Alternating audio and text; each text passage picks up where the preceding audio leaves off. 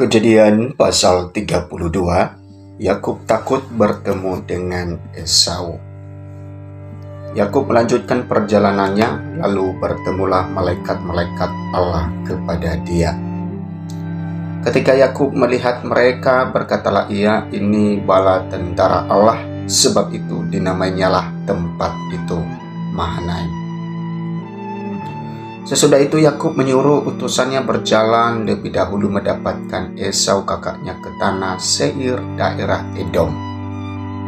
Ia memerintahkan kepada mereka, "Beginilah kamu katakan kepada tuanku, kepada Esau, beginilah kata hambamu Yakub, aku telah tinggal pada Laban sebagai orang asing dan diam di situ selama ini.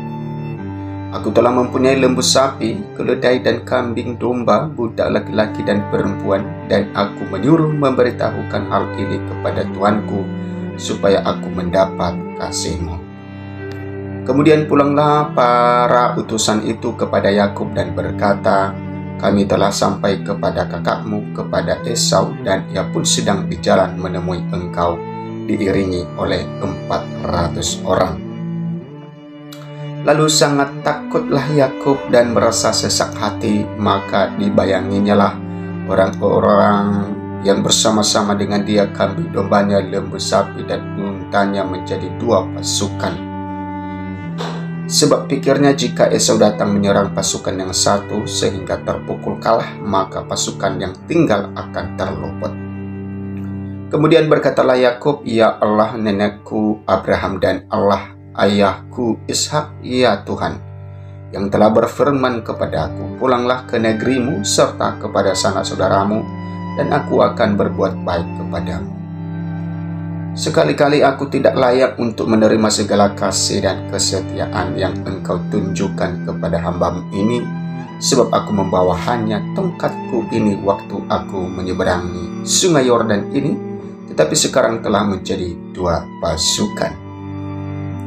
Lepaskanlah kiranya aku dari tangan kakakku, dari tangan Esau, sebab aku takut kepadanya. Jangan-jangan ia datang membunuh aku, juga ibu-ibu dengan anak-anaknya.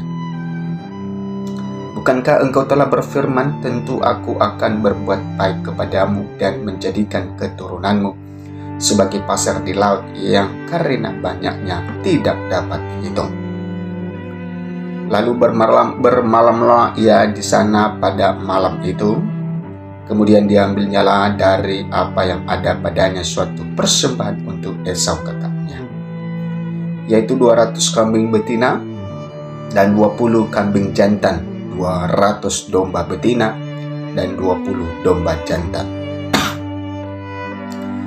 30 unta yang sedang menyusui beserta anak-anaknya, 40 lembu betina dan 10 lembu jantan, 20 keledai betina dan 10 keledai jantan. Diserahkannyalah semuanya itu kepada budak-budaknya untuk dijaga tiap-tiap kumpulan tersendiri. Dan ia berkata kepada mereka, "Berjalanlah kamu lebih dahulu, dan jagalah supaya ada jarak antara kumpulan yang satu dengan kumpulan yang lain." Diperintahkannyalah kepada yang paling di muka, "Apabila Esau kakakku bertemu dengan engkau dan bertanya kepadamu, siapakah tuanmu dan kemanakah engkau pergi, dan milik siapakah ternak yang di depanmu itu?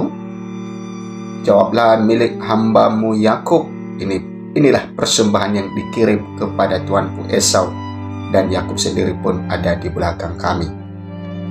Begitulah diperintahkannya baik kepada yang kedua maupun kepada yang ketiga, dan kepada sekalian orang yang berjalan menggiring kumpulan hewan itu, katanya, "Seperti perkataanku tadilah kamu katakan kepada Esau apabila kamu berjumpa dengan dia. Dan kamu harus mengatakan juga, hambamu Yakub sendiri ada di belakang kami. Sebab pikir Yakub, baiklah aku mendamaikan hatinya dengan persembahan yang diantarkan lebih dahulu. Kemudian barulah aku akan melihat mukanya. Mungkin ia akan menerima aku dengan baik." Jadi persembahan itu diantarkan lebih dahulu, tetapi ia sendiri bermalam pada malam itu di tempat perkemahannya. Pergumulan Yakub dengan Allah. Pada malam itu Yakub bangun dan ia membawa kedua istrinya, kedua budaknya perempuan dan ke-11 anaknya dan menyeberang di tempat penyeberangan sungai Yabok. Sesudah ia menyeberangkan mereka, ia menyeberangkan juga segala miliknya. Lalu tinggallah Yakub seorang diri dan seorang laki-laki bergulat dengan dia sampai fajar menyingsing.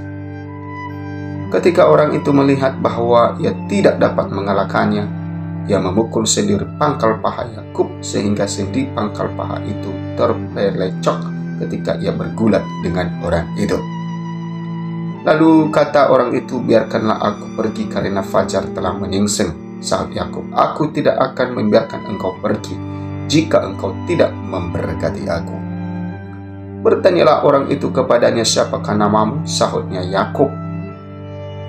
Lalu kata orang itu, namamu tidak akan disebutkan lagi Yakub tetapi Israel, sebab engkau telah bergumul melawan Allah dan manusia dan engkau menang.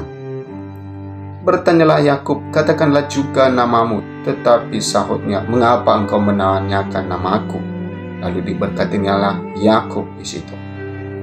Yakub menamai tempat itu Peniel, sebab katanya, aku telah melihat Allah berhadapan muka tetapi nyawaku tertolong. Lalu tampaklah kepadanya matahari terbit ketika ia telah melewati Peniel, dan Yakub pincang karena pangkal pahanya. Itulah sebabnya sampai sekarang orang Israel tidak memakan daging yang menutupi sendi pangkal paha, karena dia telah memukul sendi pangkal paha Yakub pada otot pangkal pahanya.